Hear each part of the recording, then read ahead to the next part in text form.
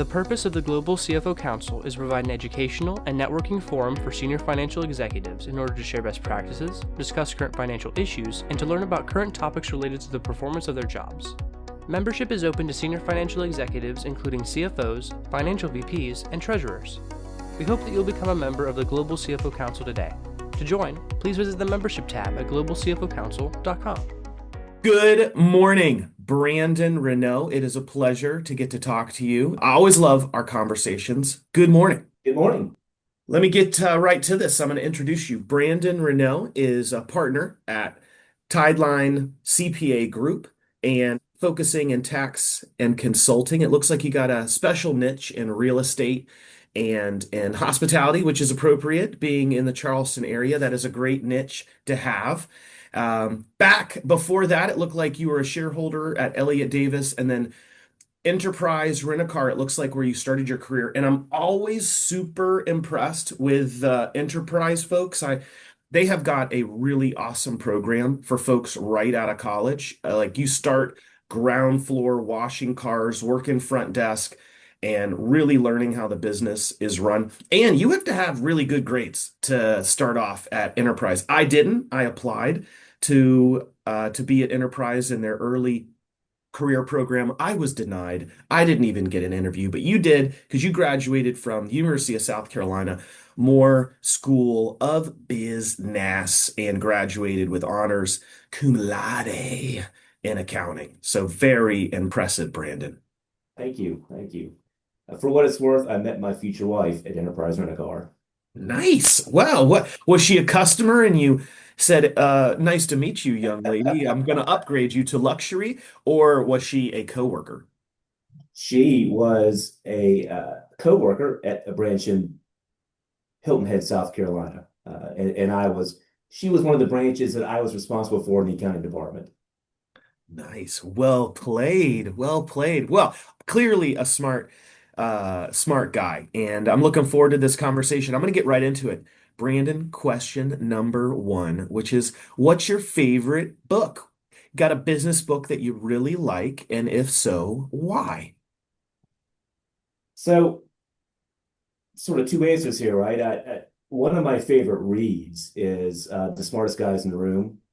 I just, as somebody in the profession, I find it really fascinating to read about the downfall of Enron, which led to the downfall of Arthur Andersen, right? One of the big six accounting firms at that time. So that's fascinating. Maybe not a great business book, or maybe great about what not to do in business. My favorite true business book that I actually take value from, not just entertainment, is The Trusted Advisor. I actually just reread it again for the second time, past 2 or 3 months now, and yeah, that book it sort of encapsulates what we do as a profession. It not everything in there may be applicable, but there's so much. A lot of it may seem common sense, but there's so much that you can get out of that book and how you deal with your. It talks about being a consultant and trusted advisor to your clients, which is what we always want to be. So there's a ton of value in that book. It's a roadmap for how we want to build our relationships with our clients, how we want to be perceived by them, how we want to work with them. Oh, I love that. I have not read The Trusted Advisor, name of the book. Yes, I have by not read David that. Meisner. All right. This is excellent. I love it when folks bring up a new book and it's not just a Patrick Lencioni book that I read. This is awesome. All right, starting strong with question number one. So I'm going question number two. What about some advice? What's some advice that you've received that really stuck with you? Well, a lot of advice over the years, right? I've been doing this for a while. Honestly, the best piece of advice I received was early on in my career, and it was at Enterprise Rent-A-Car. It was the CFO there at I was in the headquarters for the South Carolina branches, and the CFO for South Carolina was my boss, and he was not certified. He was not a CPA. Very intelligent, very competent, but he did not have a certificate. And as a result, as much as I liked working with the company, I couldn't be certified there. I couldn't get anybody to sign off on my work experience. And he and I had conversations about that many times over the 2 years I was there. And eventually he told me, he said, if getting certified is really that important to you, and I understand why it would be, I'm not disagreeing, then I think you should go. And he didn't mean that in a bad way. He didn't mean it as in there's no place for you here. He meant it as in if I have career goals and aspirations that I can't meet there, I have to figure out what's going to work best for me in my career and make that change. And he was supportive of that, and I did it, right. I mean that took me from private accounting to public, and took me from Columbia to Charleston. It led to where I am now, and my career in public accounting, and where I am here at Tideline. Indirectly, it led to my future wife moving to Charleston from Hilton Head, and the family that I have now. So it's all worked out just fine, and very specific advice for me. But I think the general takeaway from that I got was, if something that you're doing isn't working for you in your career, you have to make a change. And I love the fact that he cared more about you and your career than maybe his short-term need of keeping awesome Brandon working for him. He like fed into you and said, "Hey, I care about you and your career goals, and let me lay out a path for you, even if it doesn't involve working with me. I love you." But he didn't like, "Oh, I'm going to hoard you and keep you and try to dismiss your dreams." I love that. That's good advice. All right. Brandon's starting strong here, folks. 1, 2, super strong. I'm going to hit you with question number 3. Give me a tool, a tip, a tactic, something that you've recently started. Maybe it's using, or it's just something interesting that you've started recently that you could hit us up with. So one thing we're doing here at Tideline is we're actually in the process of implementing a new practice management software. And this is more of it's specific to us here at Tideline, right? But this is a more general conversation about technology, the pace of change in technology, your tech stack in general.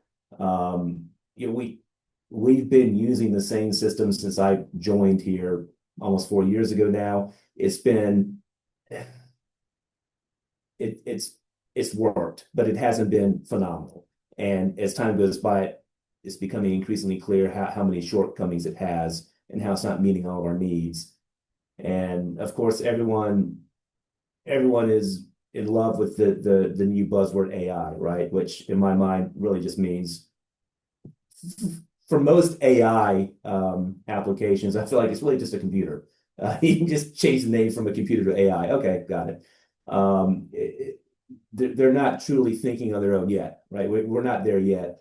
But there's so much more horsepower and functionality available than there was when we first implemented the system. And so there's a ton of manual tasks that we do now that we need automated, and that this system will help automate. And it is a comprehensive all-in-one. It is not well, this will do these 3 functions for you, but now you have to acquire these other software packages to perform X, Y, and Z, right? This will do everything we need it to do. It's been a heavy lift. We don't have an IT department sitting in headquarters somewhere out of state, right? I mean, we're doing all this ourselves. It's a heavy lift. But we think it's going to be worthwhile, because again, accounting is becoming as much of a technology profession as it is dealing with numbers every day. Technology is playing such a huge part in what we do, and if we're not using the right technology, or if we're being held back by it, then we're not doing ourselves or our clients any favors.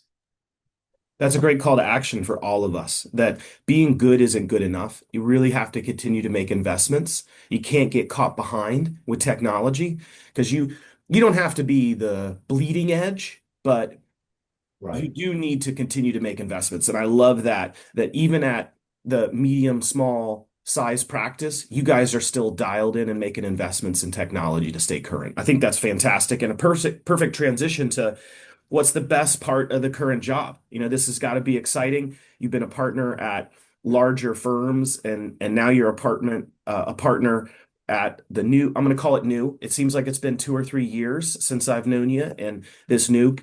I'm going to call it new company. Tell me the best part of the current job. Best part is really working with our clients, my clients. I mean, our people would be a close second, right? Obviously, working with our people, helping them grow, helping them learn, that's highly rewarding. But really working with the clients is what we do. That is our job description, and it's what we get out of bed for every day.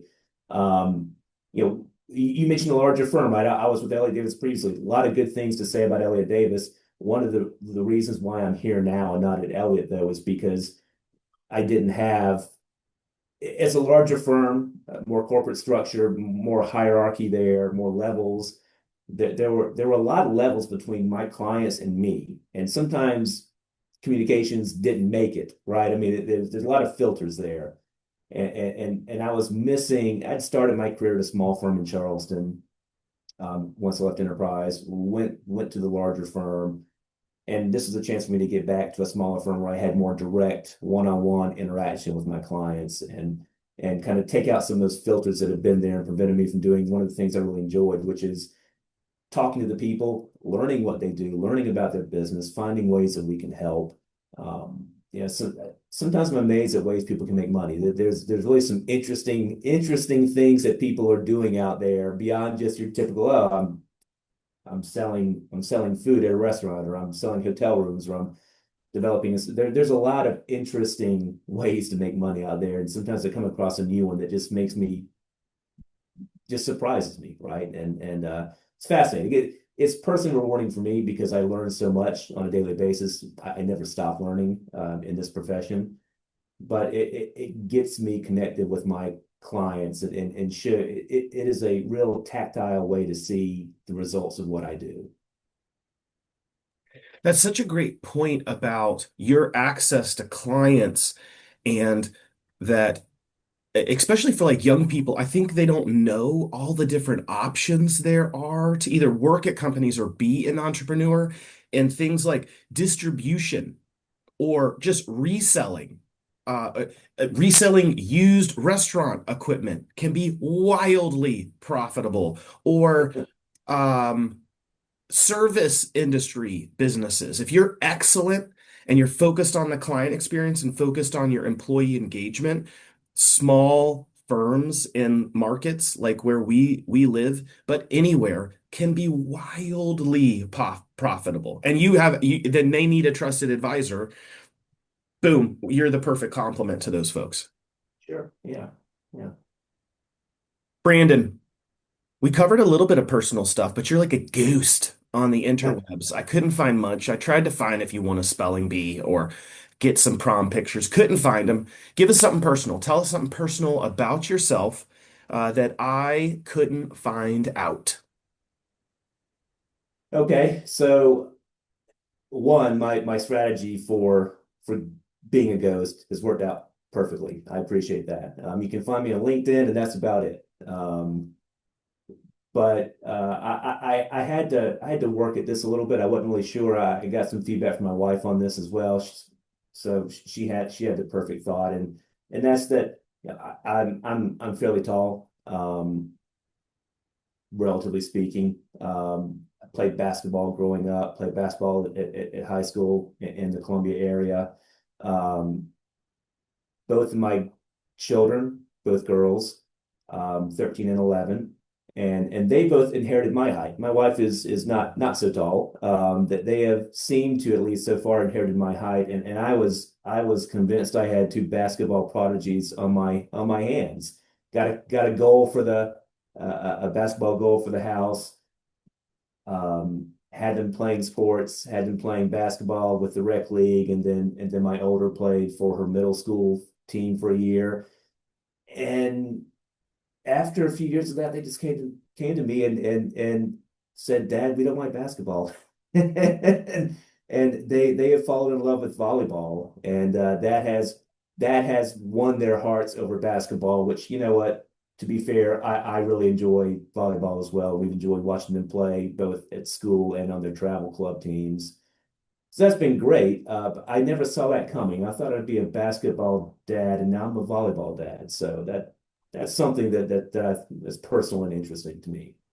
That's awesome. Oh, I do not have the struggles of being tall. So that's cool. And volleyball is fantastic. So well played, good pivot. And question six, last question. It happened so fast, which is what's something that I should have asked you? What's a question I should have asked, but I did not? Well, you didn't ask me about the challenges of running a firm. Give it to me. Brandon, Yeah. you know it. I never worked in public accounting. I've always done corporate. I'm a CPA, but always been on the dark side. And tell me about it. Give me some top struggles, some challenges of leading a small, mid-sized CPA firm.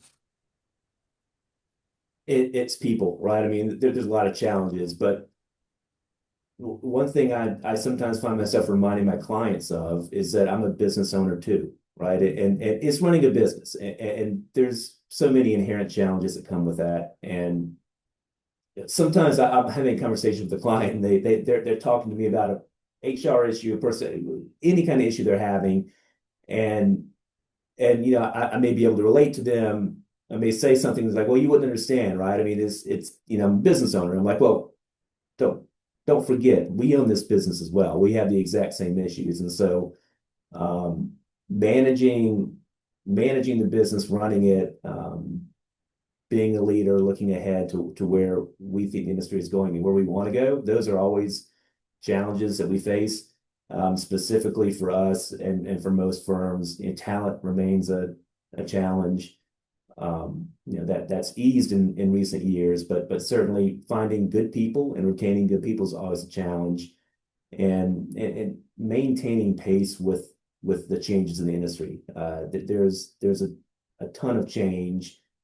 There's always something new, right? But there's the pace of change is seeming to increase daily. It's compounding, and so staying abreast of that and making sure we're prepared to meet the future. That's huge. And you can say the same for any business, right? But it's the same for us, meeting the future and finding ways to be relevant and add value for our clients. It's always a challenge. I love that. I love, and I hadn't thought about the fact that the benefit of being a partner at that small regional CPA firm with clients that are small regional firms is that you are a business owner too. You not just understand accounting, you understand what it's like to make payroll, to deal with accounts payable and receivables, deal with uh, turnover and people. That does really give you like a superpower of understanding that a lot of folks don't have. I love it. I got business owner with a heart for your people, pace of change, and then a book recommendation, The Trusted Advisor. That's good for all of us. Whether if you're listening to this, you're a CPA in public practice, you're an accountant like myself on the corporate side. I'm a trusted advisor too. I got one internal client, but I do the exact same thing. And I love that. I loved getting to talk to you, Brandon. It's been exciting to get to know you. You have an amazing reputation in the community, and just really appreciate you taking some time to speak with us today. Happy to do it. Thank you for having me. I appreciate it. Awesome job, Brandon. Thank you, sir. Thank you.